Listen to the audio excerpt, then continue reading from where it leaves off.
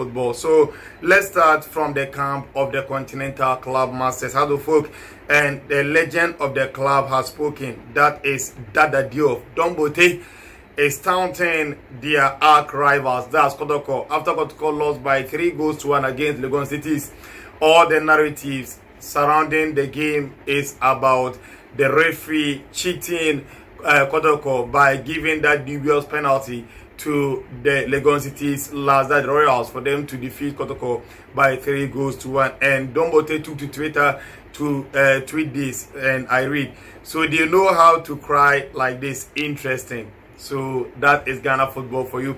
Bortey is making the argument more interesting by tweeting this about the penalty incident that happened at the Kumasi Baba Nyara Sports Stadium. I don't know what you think about what Dada Bortey tweeted. If you agree with him, you can let us know on the comment section. We move on to other interesting stories. Then we move on to a sports journalist, that is Owusu Bempah. And he has made damning or revealing allegations on the Ghana Premier. I don't know whether you agree with him.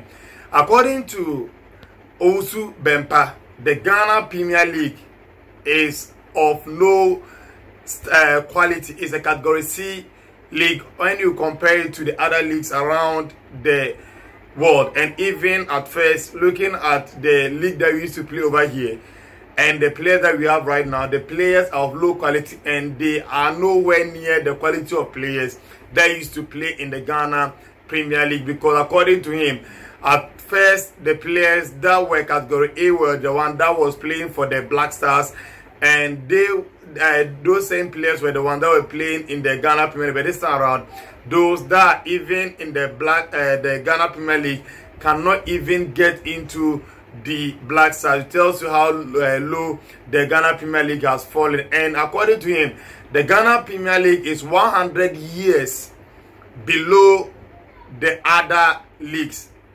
100 years below the likes of Raja Casablanca, Nadi El Ali, Wydad Athletic Club, and Sia Belouizdad. According to a sports journalist Owusu Bempah, the Ghana Premier League clubs are 100 years below those clubs over there. We move on to the other stories. Then we move on into the camp of the Porcupine Warriors. And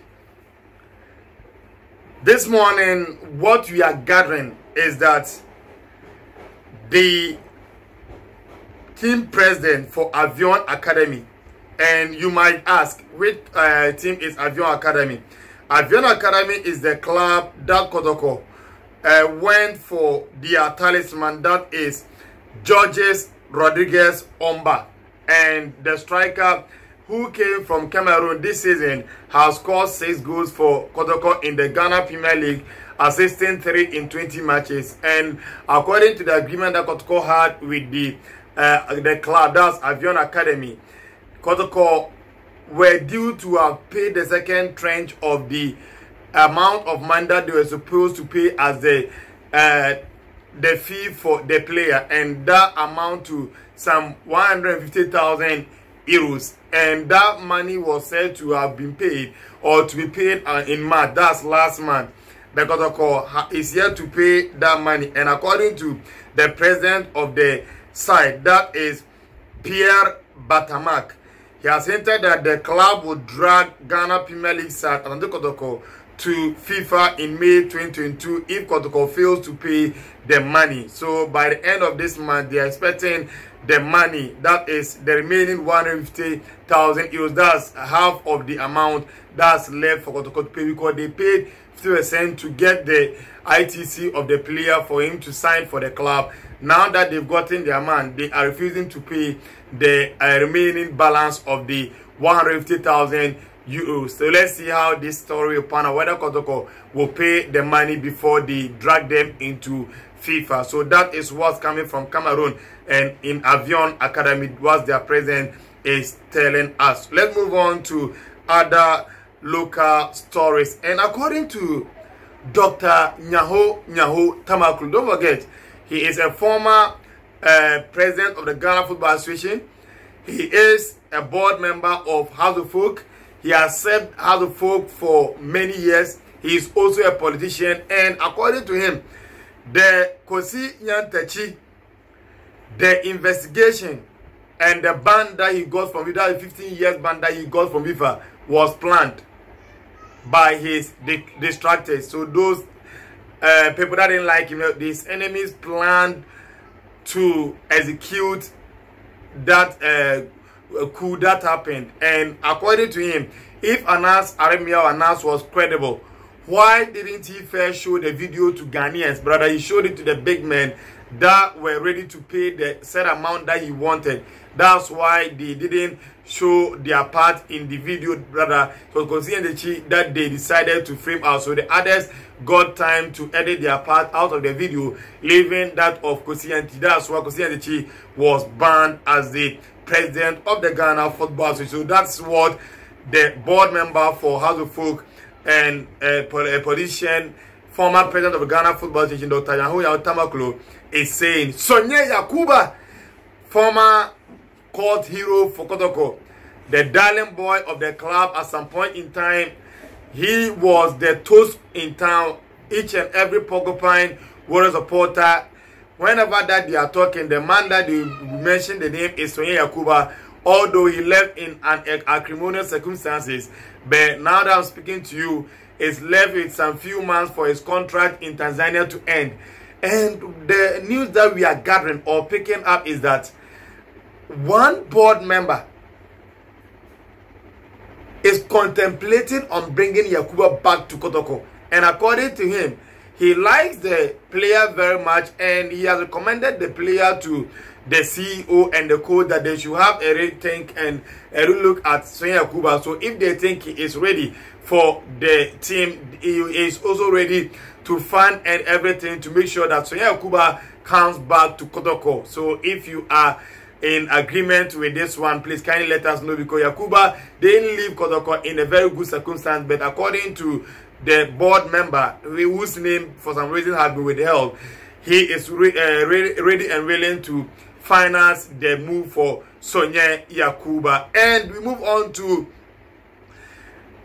Kwesi Appiah, the former coach for the Ghana Black Stars, now technical director for Kempon Academy. And Kwesi Appiah is saying that there is pressure at the Ghana Black Stars. So right now that he has left Ghana, the Ghana national team, or he was sacked, he is not ready to come into the mainstream football right now. He is okay with his role as the technical director for Kempon Academy, and he will remain over there because he has a lot of businesses that he oversees. So he is ready to stay at where he is. He's not rushing to come into the mainstream coaching. So that's what Kwesi Appiah, former coach for the Ghana Black Stars, had to tell us this morning. Move on to Legon Cities. And if you quite remember, the game that they lost against Kotoko has opened the door for many people to give their views about the Kotoko defense, whether the defense is watertight,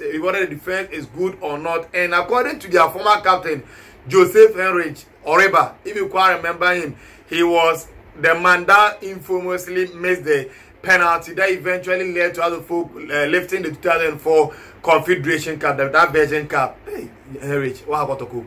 So, according to Joseph Henrich, for him, the defense of Kotoko is not watertight, and for him, the coach has a lot of work to do in order to make sure that he will get the defenders to be playing according to how he wants them to play, because anytime that he wants the Kotoko defense, he doesn't feel comfortable, because anytime an opponent or the opposition is on the counter-attacking breaks, you will see that the defense will be fumbling. So that's according to Joseph Henrich. And Nana Kwame Dankwa has refuted that allegations made by Joseph Henrich. According to him, the Kotoko defense are the same defense that were there when they were leading the pack, when they were not conceding goals, when they went about some 60 matches, not conceding or keeping some 10 clean sheets, not conceding more than 2 goals in a game in about 2 games in the Ghana Premier League. So with this same defense, Kotoko became the team with the best defense in the Ghana Premier League.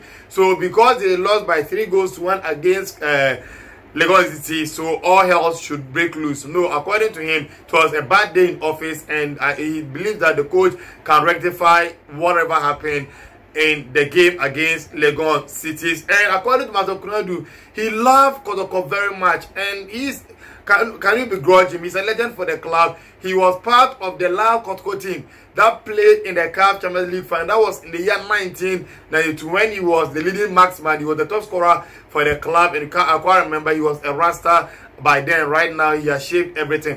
And according to him, Kotoko is not a bad side. They just had a bad day. That's the only thing that you can see.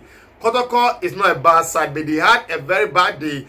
That's the reason why they lost the game against them. So it doesn't mean that that's the end of the world. They can still make sure that they patch up things over there. So that according to Maxwell Kunadu. And money is coming into the Kotoko team. And if you have any praises, give it to a certain Salifu Mudasiru. We've seen it countless times in this country.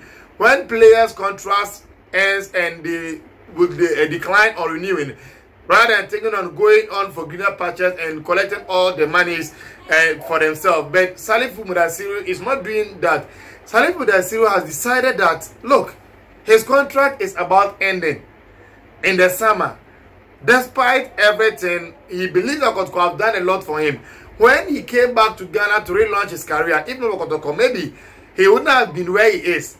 At some point in time, he was knocking on the doorstep of the Black Stars, and he has become one of the best box-to-box midfielders in the Ghana Premier League. It's a result of Kotoko. So he cannot leave. If Esperance de Tunis is coming right now for him, he will renew his contract. So if Esperance has to deal with any club, it should be Kotoko. So he's ready to renew for Kotoko to get something from Esperance de Tunis, for him to also go and get something from the Tunisian base side. So that is what the news coming in from the camp of Salifu Mudasiru, the vice captain for the Porcupine Warriors. And last Sunday, Kotoko played against Legon Cities, and news coming in is that the gross amount of money that they realized from the gate was 50,000 cedis. After deduction and everything, Kotoko got 20,000 new currency. That's the 200 million old currency. So that is some of the news coming from the local front that we brought you this morning. Please, each and every morning, make sure that we bring you the latest news in the Ghanaian football. So please, if you've not subscribed already to this channel, kindly click and join us, so in case of any new video, you'll not be left out. So let's move on to some few stories before we call it a day. According to Karela United coach, that's Kasim Mengel, or sorry, Bechem United coach Kasim Mengel. Karela United didn't come to play. They just came to the game to delay and move out, because if they came into the game to play, they wouldn't have deployed that tactics, according to the coach for Bechem United, Kasim Mengel. So let's listen to what he had to tell us. Especially in the first half. But in the second half, when they came, they did not come to play. They came to waste time. You see? So instead of playing 45 minutes in the second, we end up playing about 30 minutes. So this is what the coach for Bechem United had to tell us concerning the draw game that they played against Karela United yesterday at their home backyard. So we move on to our last story. And the past week, the news that has been trending is about Kennedy Paddy, or Ken Paddy. If you can remember, he was the referee that officiated the game between us and Kotoko. He was the one that gave the penalty to Kotoko for that infringement that Abdulaziz Nuruddin impeded Fabio Gama.